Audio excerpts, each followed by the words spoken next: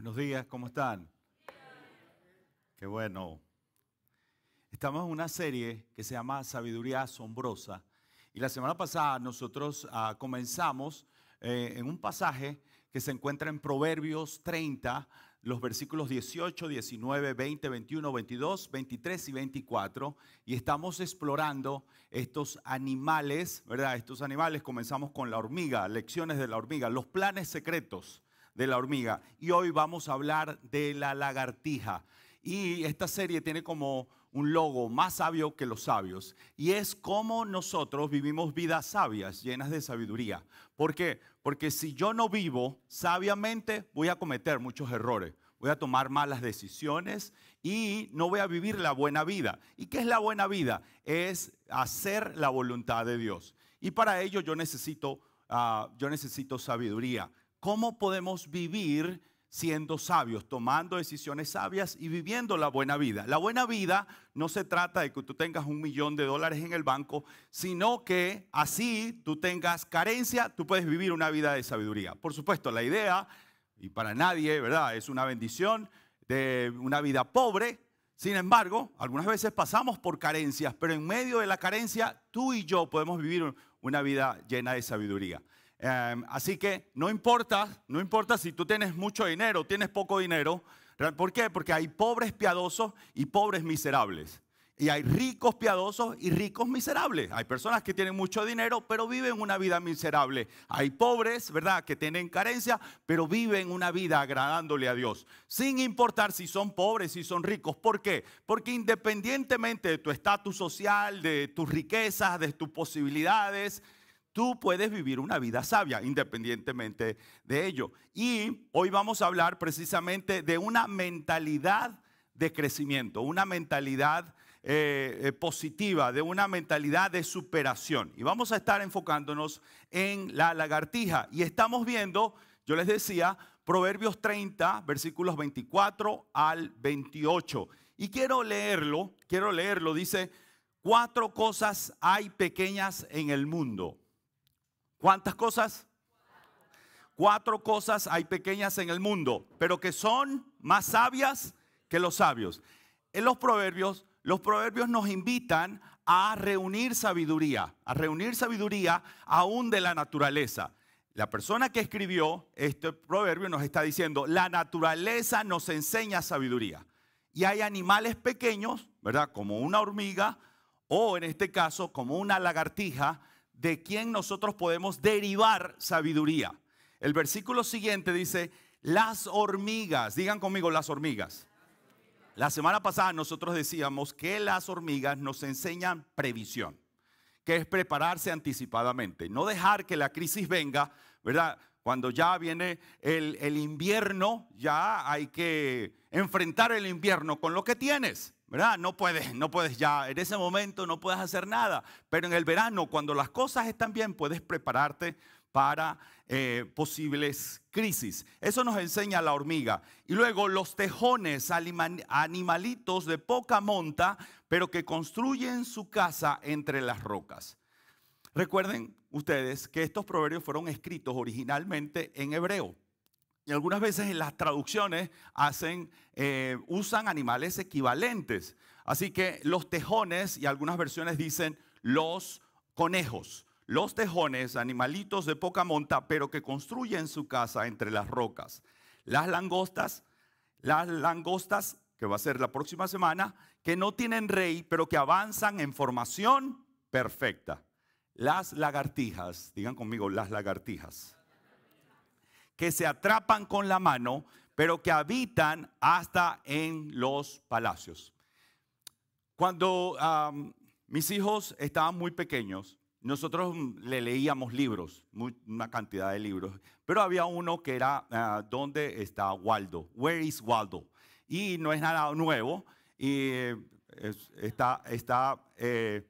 eran bastante populares, y en español es ¿dónde está Wally? Y también muy popular. Y realmente Waldo era un personaje que tú tenías que identificar. Where is Waldo? Y Waldo está por ahí perdido en ese montón de muñequitos. Tú empezás a buscar. Tenías que tener mucha paciencia para encontrar a Waldo.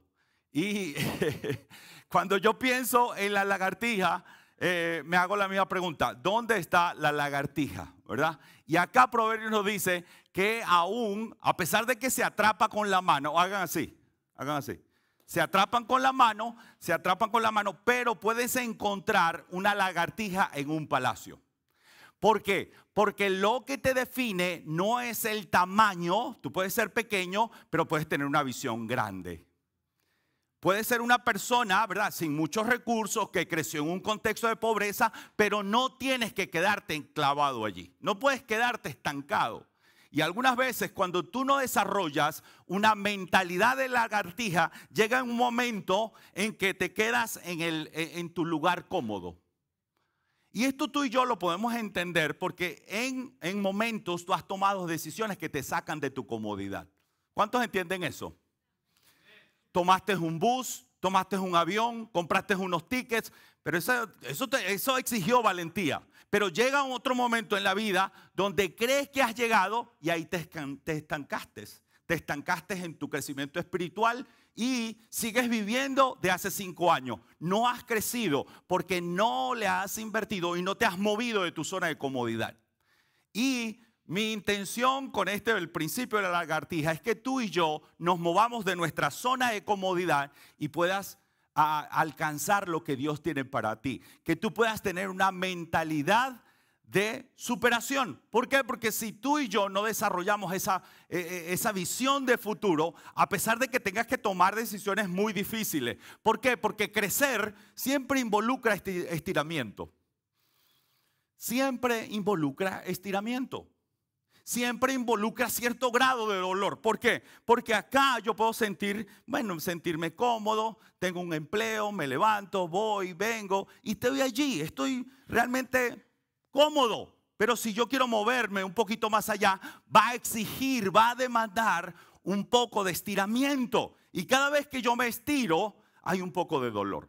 Cuando yo era un adolescente, mientras crecía, era como que me dolían las piernas, ¿verdad? Y yo sabía que estaba creciendo. ¿Por qué? Porque tenía que bajarle el ruedo a mi pantalón. Entonces yo andaba así al próximo domingo. Y entonces, aunque se vea muy bien y de moda, yo andaba así. ¿Por qué? Porque yo crecía mucho. Y me dolían las piernas. Andaba poncho. Lo cierto es que todo crecimiento trae una dosis ¿de qué? De dolor. Te cambias de un empleo donde estabas cómodo, pero no te gusta lo que estabas haciendo. ¿Y eso trae qué? Trae un poquito de incertidumbre porque dejas ese empleo. Es un cheque seguro, pero dejas y dices, no, yo voy a abrazar este proyecto. Involucra ciertos riesgos, involucra incertidumbre, pero ¿qué? Si vamos a crecer, vamos a ser como la lagartija, ¿verdad? Y cuando nosotros nos damos cuenta, ¿y where is Waldo? ¿Dónde está la lagartija? Está en un palacio. Pero para que tú llegues, ¿verdad?, de una zona cómoda hasta el palacio, siempre va a tomar riesgos. Siempre te vas a estirar. Comenzar un negocio no es nada fácil. Yo recuerdo cuando yo decidí regresar a la universidad. Yo fui a la universidad justo después de graduarme de bachiller, pero no terminé la carrera. Y estando acá, el Señor me dijo, comienza. Y yo lo quería posponer hasta que yo tomé la decisión de registrarme en Liberty University. Y allí, cuando yo di ese paso, empezaron las cosas a calzar. ¿Por qué? Porque cada vez que tú tomas una decisión y sales de tu zona de comodidad, de tu zona de confort, ¿verdad? Siempre hay un estiramiento, siempre lo hay. Pero en la zona de confort, en la zona cómoda, diga conmigo, nadie crece. Y tú y yo lo entendemos, porque repito, porque tú has tomado decisiones. Compraste un ticket, tuviste un plan, te montaste en el avión, lo que sea. En mi caso, pues, llegó un momento en que me registré en la universidad y tomé ese paso. Para otros es escribir un libro. Para otros es organizar unas vacaciones y decir, estas vacaciones las quiero y voy a organizar mis ingresos. Cualquiera sea el caso, siempre va a exigir cierto grado de planificación. Pero cuando nosotros nos preguntemos, where is Waldo? ¿Dónde está Wally? te vas a dar cuenta de que de acá donde estabas, en la zona de comodidad, emprendiste decisiones, aunque fueron difíciles, aunque te sentiste un poco lleno de incertidumbre, ¿qué va a pasar con mi vida? Pero así es la vida. Hay que desarrollar una mentalidad de lagartija. ¿Cuántas lagartijas hay acá? ¿Verdad? ¿Cuántas personas desarrollan lo que el principio nos está desafiando? Es a tener una mentalidad de crecimiento, una mentalidad que va más allá, que ve horizontes, que se expande, que crece. ¿Por qué? Porque Dios nos ha diseñado para crecer. Así que hoy esta lagartija les va a enseñar acerca de una mentalidad de superación, ¿verdad? Así que lo que separa a las personas promedias de otro es precisamente un deseo de superarse, un deseo de crecer, un deseo de avanzar. Es muy posible que tú en este momento estés con una mentalidad limitada. Yo quiero que en la medida en que tú me escuchas, tú rompas con tus limitaciones. ¿Qué te está atascando? ¿Qué te limita? ¿Qué te limita? ¿Por qué? Porque crecer siempre es doloroso. Y creo que muchas de las cosas que nos pasan, que nos suceden, tienen que ver cómo nosotros las interpretamos a la luz de cómo nos percibimos a nosotros mismos. En otras palabras, si yo me veo personalmente como un perdedor, ¿cómo voy a actuar? Si tú y yo nos vemos como perdedores, vamos a actuar como perdedores. ¿Por qué? Porque el cambio tuyo se va a llevar a cabo desde el corazón. ¿Y qué quiere decir eso? Que mi percepción de mí mismo, es la que determina mi crecimiento.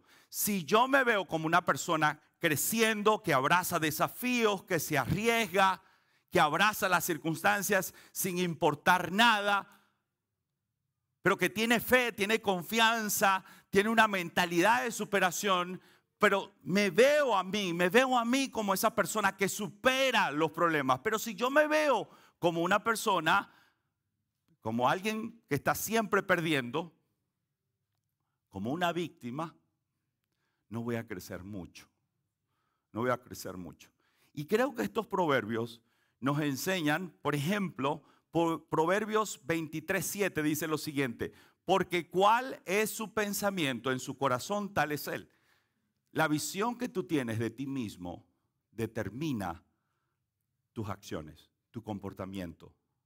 Entonces es importante que tú te preguntes, ¿cómo yo me veo a mí mismo? Acá Proverbios 23:7 dice, porque cuál es su pensamiento, la imagen que tú tienes de ti mismo, la imagen mental, la forma en que te concibes interiormente, va a determinar cómo te ves. Y por eso es que es importante que nosotros, ¿verdad?, aprendamos de la lagartija, que pueden estar en un lugar pequeño, pero que llegan las grietas, se meten por las oportunidades, se mueven hacia adelante y llegan hasta el palacio. Así que si tú crees que tú puedes, tienes razón. Pero si crees que no puedes, también tienes razón. En ambos casos tienes razón.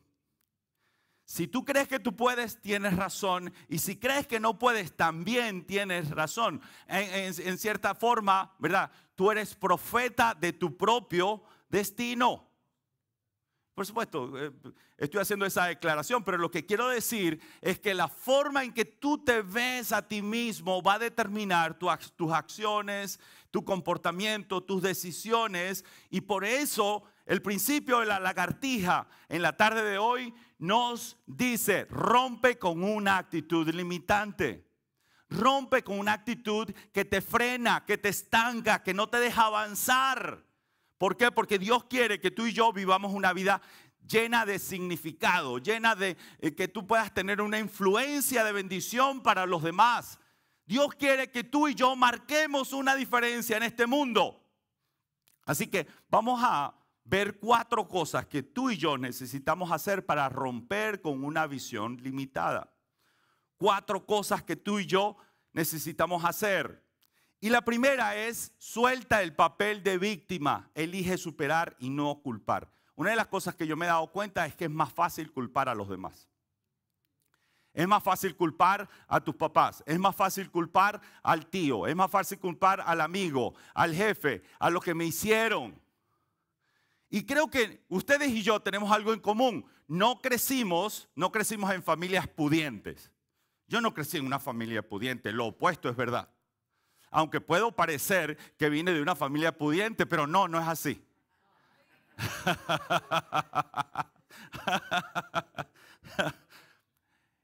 Yo vengo de un contexto de carencias, pero la realidad es que tuve que desarrollar una mentalidad de superación. Pero realmente cuando tú eres cristiano, tú no te conformas con una vida mediocre. ¿Por qué? Porque Dios es un Dios de excelencia. Cuando tú ves la creación, ¿qué ves? Belleza, excelencia. Todo parece estar diseñado por un Dios que le encanta la belleza. Y todo es hermoso. Entonces, cuando vemos todo lo que nos rodea, vemos que Dios es un Dios excelente. Y que tú y yo podemos desarrollar una mentalidad de excelencia, ¿verdad? Así que soltamos ese papel de víctima y dejamos de culpar. Es más fácil culpar que superar. Es más fácil culpar a este, culpar al otro, culpar a mi papá, culpar a mi mamá, culpar al jefe, culpar a la suegra, culpar al aquí, allá, es que yo vengo de allá, es que la crisis, tú puedes pensar mil y una forma en que te puedes convertir en una víctima.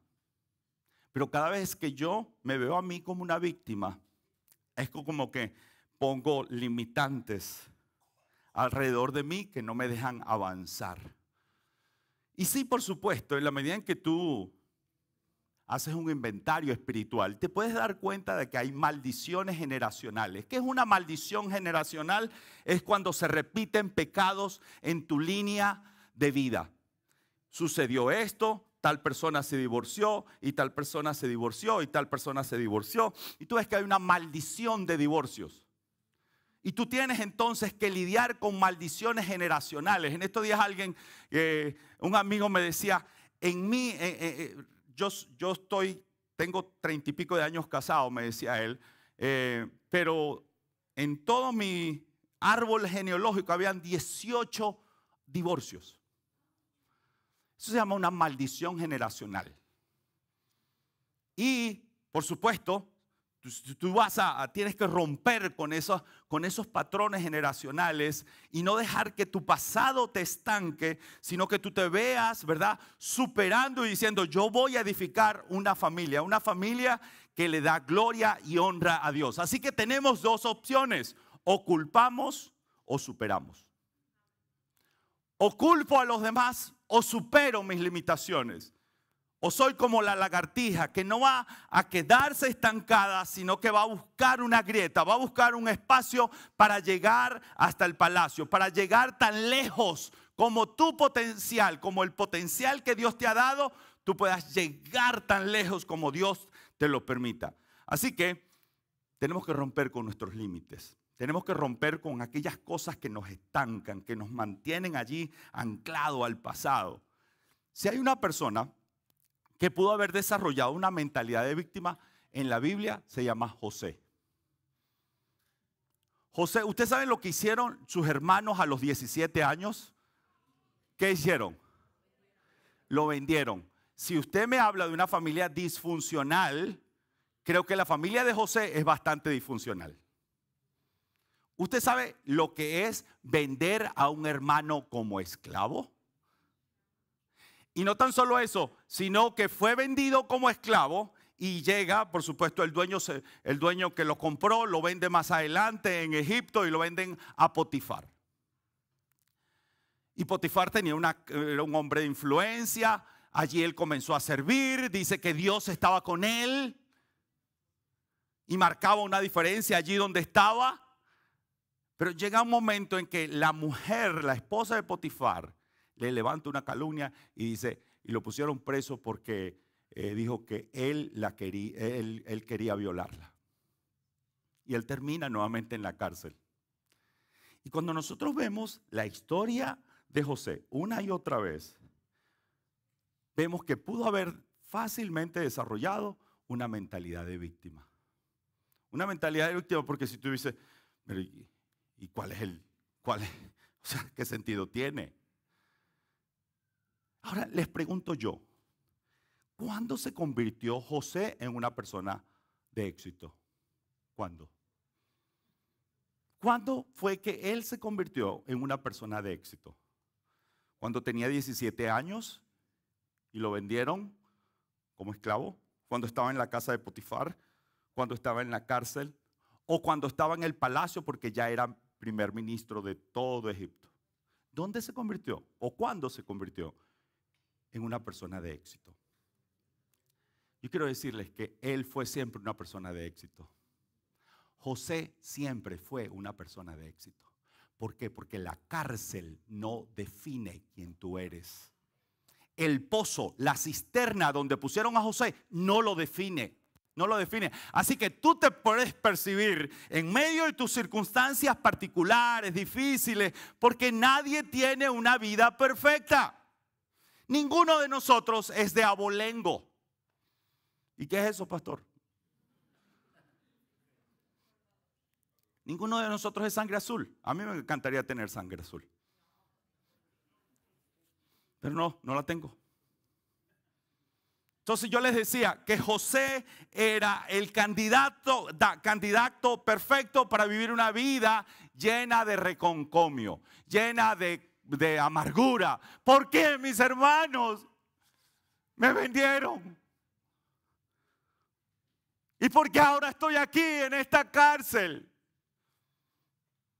Es muy fácil, pero creo que José se rehusó a dejarse limitar y vivir con un corazón lleno de amargura. Al final de sus días, es tan importante que tú interpretes tu historia, que tú sepas interpretar tu historia, comprender los hechos e interpretar tu historia. Nosotros otra vez decimos acerca de los pueblos que el pueblo que no conoce su historia va a repetir sus propios errores. Pero de una forma personal también tenemos una biografía, también tenemos una historia. Y tú y yo necesitamos interpretar lo que nos pasó, pero interpretarlo a la luz de la intervención divina, a la luz de la redención. Y eso es precisamente lo que hace José. Y en Génesis 50:20 dice, ustedes se propusieron ¿qué? Hacerme mal. Y hay personas que, lamentándolo mucho, se proponen hacerte mal. Hay personas que son malas. Hay personas que te pueden criticar, hay personas que pueden tener malas intenciones y que tú necesitas decir, bueno, alguien intentó hacerme mal. Los hermanos de José intentaron hacerle mal. La esposa de Potifar intentó hacerle mal, es más, le hizo daño, lo puso injustamente en la cárcel. Así que José, interpretando su historia, su biografía, no se ve como una víctima, sino que se ve como una persona que cambia, una persona transformada, una persona que no deja que los eventos, que los episodios, que la línea familiar lo defina. Y por eso hace la siguiente declaración. Estas son palabras de José. Ustedes se propusieron hacerme mal, pero Dios dispuso todo. Digan conmigo, todo. Pero Dios dispuso todo, ¿para qué? Para bien.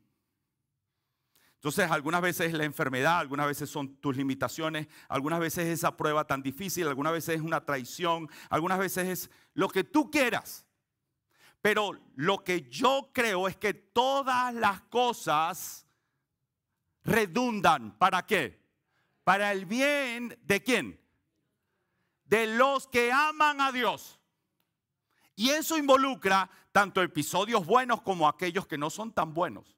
Pero Dios recicla tu historia y por eso básicamente José está interpretando su historia, pero no lo está haciendo desde el punto de víctima, desde el punto de vista de una víctima. Hoy en día es muy fácil que nosotros, especialmente en el sentido social, en el sentido sociológico, que un grupo se vea solamente como victimario por ser minoría. Es más, lo enseñan en la universidad. Y termina un grupo viéndose como resentido. Resentido, ¿por qué? Porque eres objeto de opresión a través del opresor. Y vemos la vida en ese paradigma. Opresor, oprimidos. Yo quiero decirte que esa es la peor narrativa que puede tener un pueblo.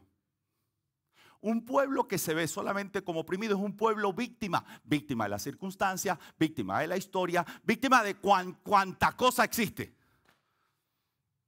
Y por eso nosotros vemos pueblos esclavizados a su pasado, donde pareciera estar mirando hacia atrás y avanzando de espaldas al futuro. José se niega completamente a ser una víctima. Y lo vuelvo y lo leo, porque creo que esta es la narrativa correcta que tú y yo debemos de tener. Ustedes se propusieron hacerme mal, pero Dios dispuso todo para mi bien. Él me puso Él me puso en este cargo para que yo pudiera salvar la vida de mucha gente.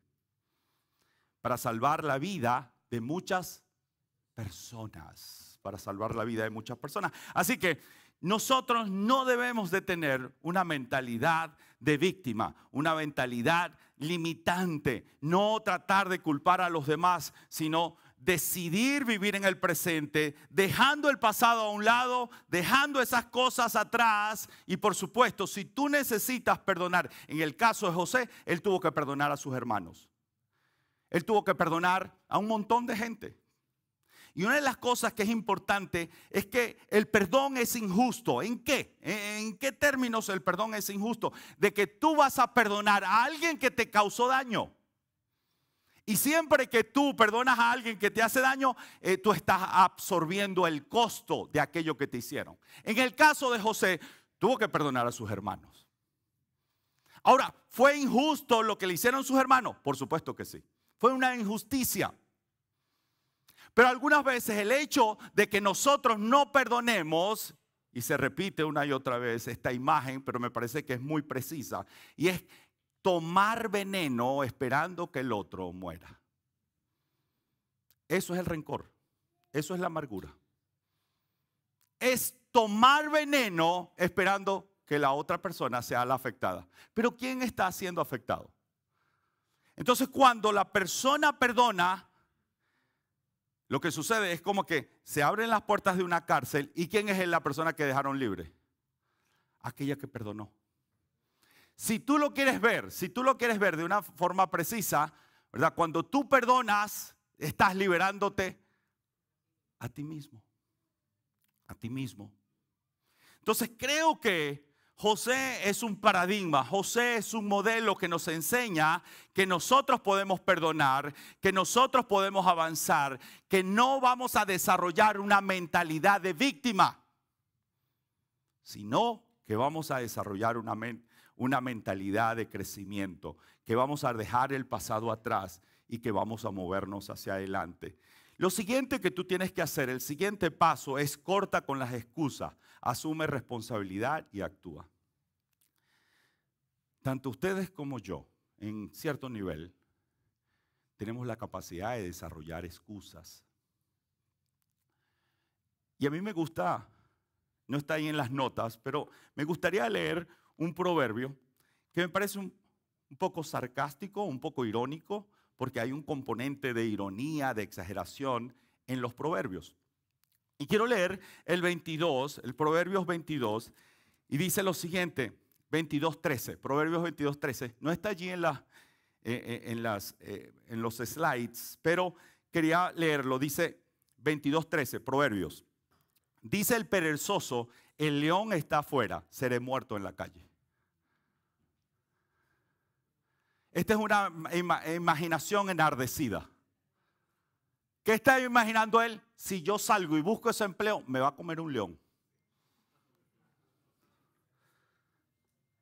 Cuando nuestra imaginación desarrolla excusas. Y es muy fácil que tú o yo, ¿verdad?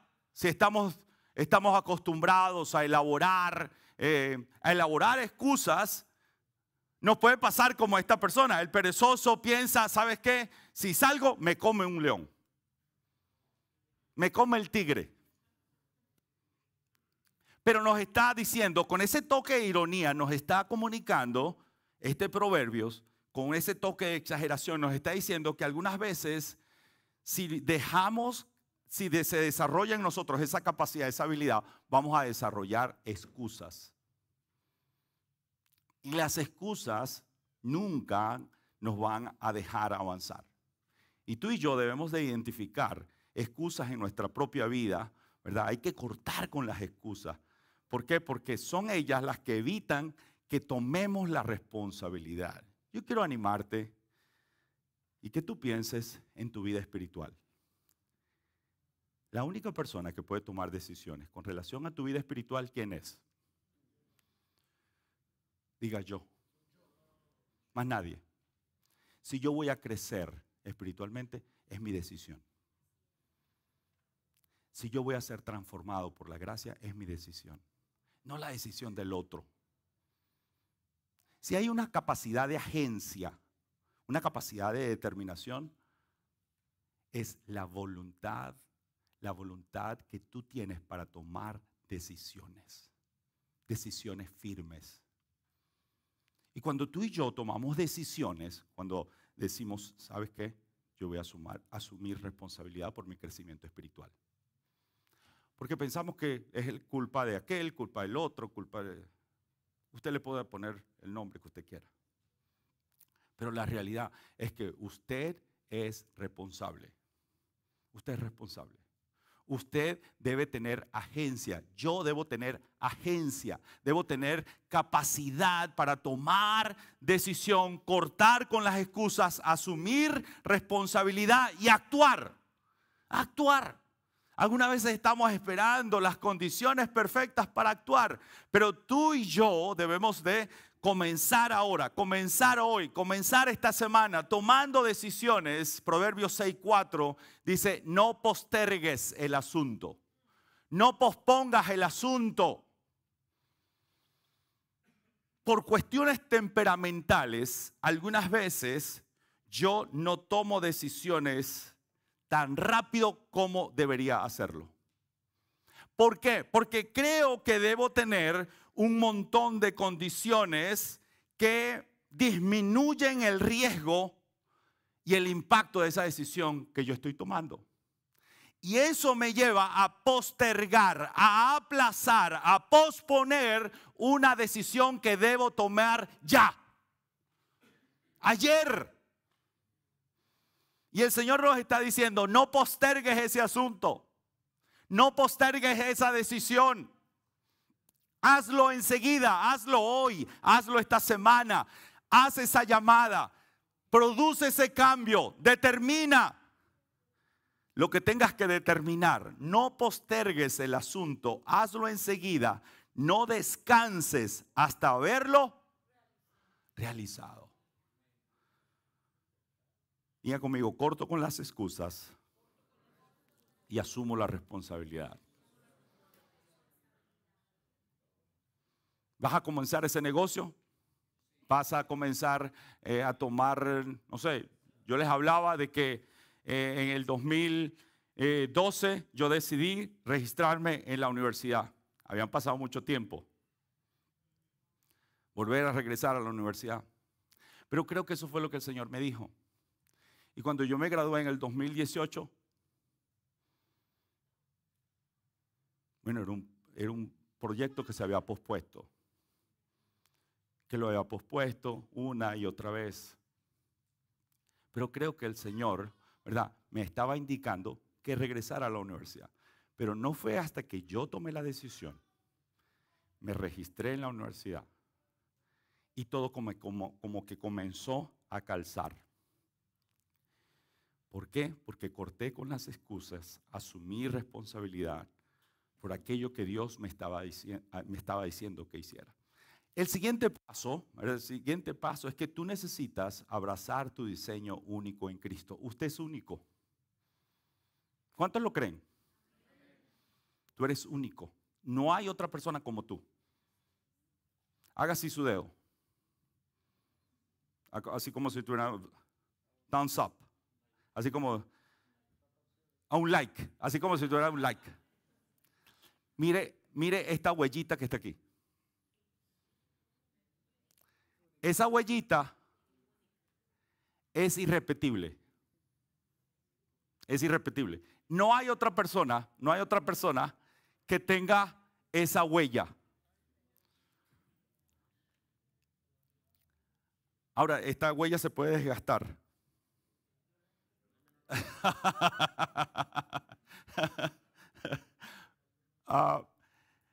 Esa huella lo que quiere decir, usted es único. Tú eres único.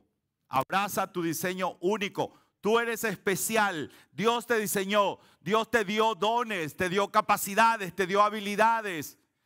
Tienes cierta tendencia de personalidad. Miras la vida de manera diferente. Porque tú eres único. Abraza tu singularidad. Abrázala y di, este soy yo. Cristo me diseñó único.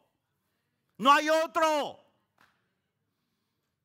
Y qué importante es que tú abraces tu diseño en Cristo. Y por eso Efesios 2:10, miren lo que dice. Dice, porque somos, ¿qué tal si lo leemos todos juntos?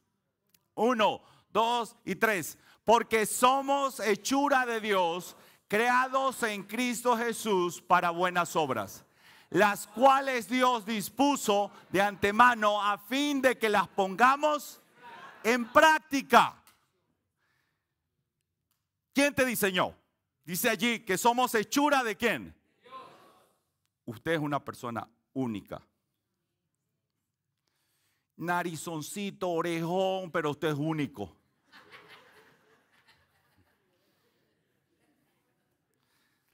Y los orejones digan amén.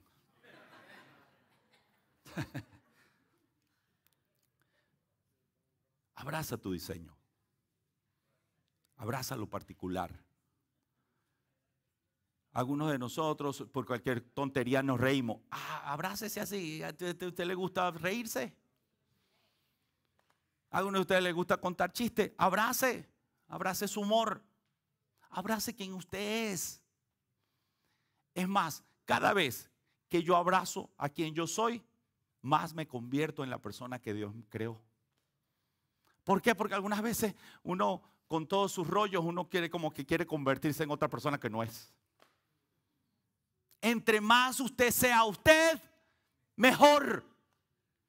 Mejor. Entre más te abraces quien tú eres, quien Dios ha diseñado en Cristo. Por eso nos dice, somos hechura de Dios, creados en Cristo Jesús. En Cristo Jesús tú eres una nueva criatura. De modo que si alguno está en Cristo, ¿qué? Nueva criatura es. Las cosas viejas, he aquí todas son hechas. Abraza tu diseño único en Cristo. ¿Cuántos creen que son especiales? No así como dicen ciertas personas, esa persona es especial. Queriendo decir que ¿qué? Que no eres tan especial.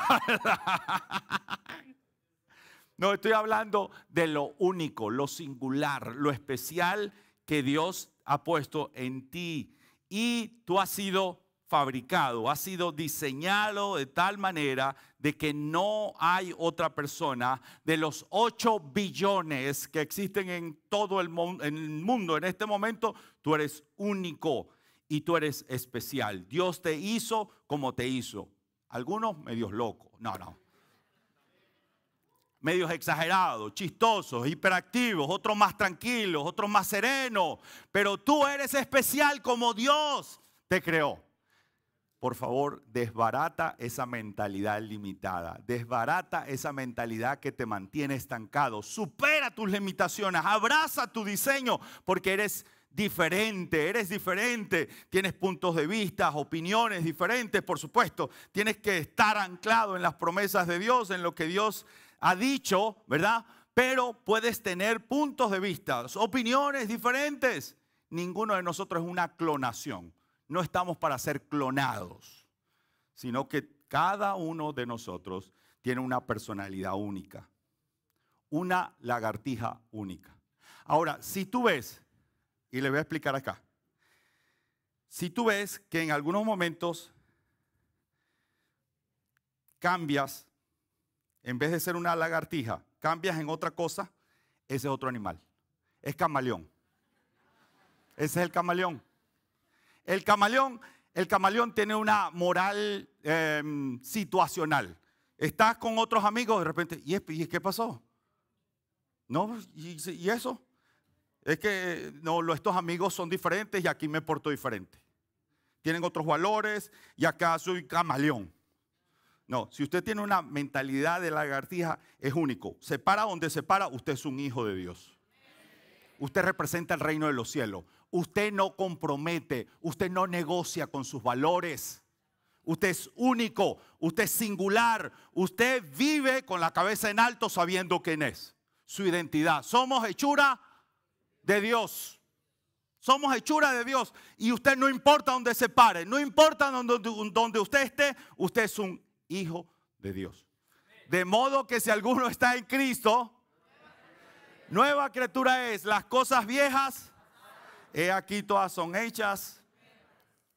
No es lo mismo una lagartija que un camaleón, ¿ok? Así que por último, rompa con el status quo. Supera la mediocridad. Rompa con el status quo. El status quo es lo mediano. Es lo mediocre, ¿verdad? Es todo lo que hace la mayoría. Y por eso leemos en Éxodo 23:2. No hagas cosas malas. No hagas cosas. Esa es la nueva versión internacional, ¿verdad? No hagas cosas malas solo porque ¿qué? En otras palabras, ¿por qué tú haces tal cosa? Es que todo el mundo lo hace.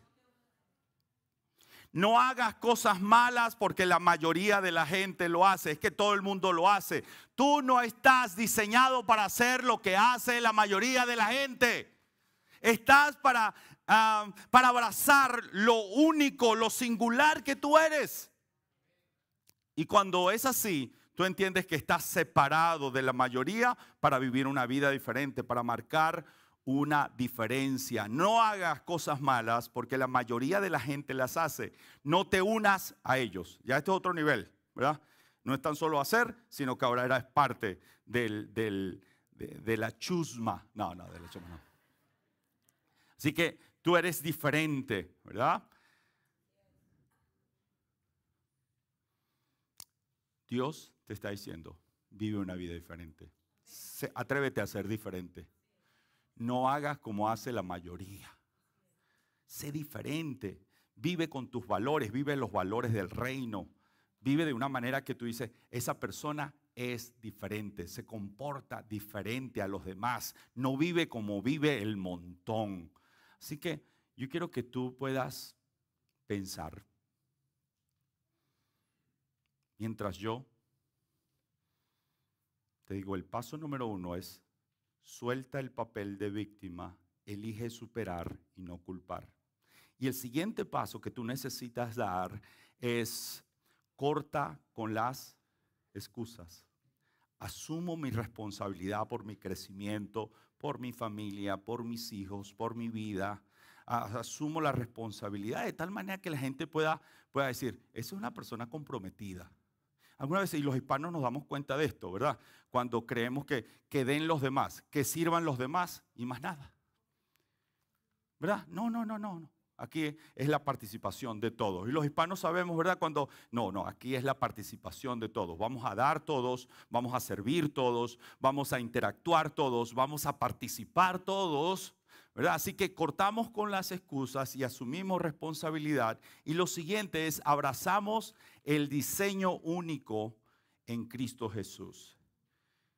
Y por último, rompo con el status quo y supero la mediocridad.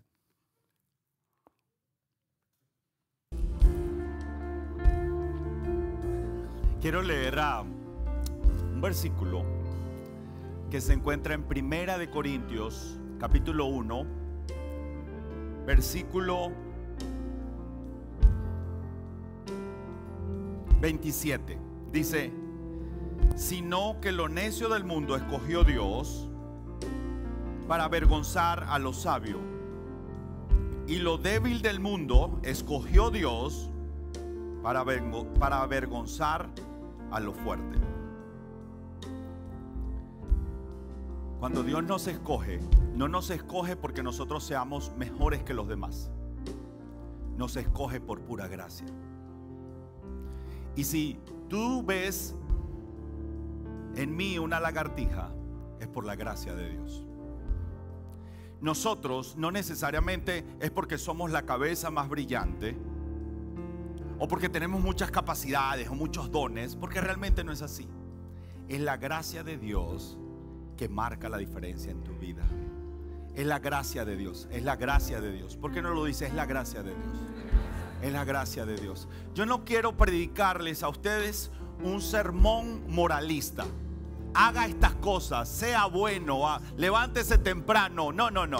Yo quiero decirle que es por la gracia de Dios que te capacita para hacer la voluntad de Dios. ¿Dicen amén? Es la gracia de Dios. Bástate mi gracia, porque mi poder se perfecciona ¿en qué? En la debilidad. Mi poder se perfecciona en la debilidad. Es la gracia de Dios en ti que te da el poder, te da la capacidad, te da la agencia para que tú puedas vivir y hacer la voluntad de Dios. ¿Dicen amén? Amén. Levanten sus manos. Señor, te damos gracias.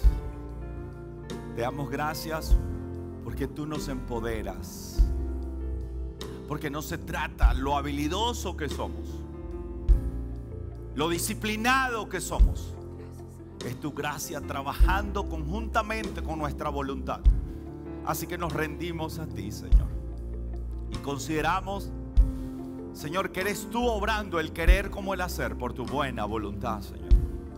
Así que durante esta semana, hoy, Señor, indícanos, instrúyenos qué decisiones necesitamos tomar para vivir una vida que te agrada, que te honre a ti, Señor.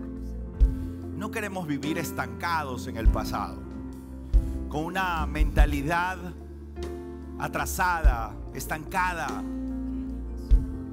Queremos vivir todo lo que tú has diseñado para nosotros. Queremos hacer tu voluntad. Úsanos como tus instrumentos, Señor, bien sea en el lugar de empleo. Ayúdanos a abrir nuestra boca y a dar testimonio, Señor. Ayúdanos a compartir el evangelio, Señor. Ayúdanos a ser instrumentos de tu amor, Señor. Por eso esta semana, Señor, queremos tener éxito, pero no éxito como lo define el mundo, sino éxito a tu manera, Señor. Queremos vivir en tu voluntad, Señor. Esa es mi oración, Señor. Esa es mi oración como iglesia de Cristo, como una iglesia anclada acá en esta geografía, para servir a la comunidad acá, Señor, en Tennessee, en Middle Tennessee, Señor, para servir a los demás y que los demás nos vean, Señor, como las manos, como la extensión, como el cuerpo de Cristo acá en la ciudad, Señor. Así que es mi oración, Señor, en esta tarde, en el nombre del Padre, del Hijo y del Espíritu Santo, y todos decimos amén, amén, amén. Gracias, Señor. Gracias. Gracias, Señor.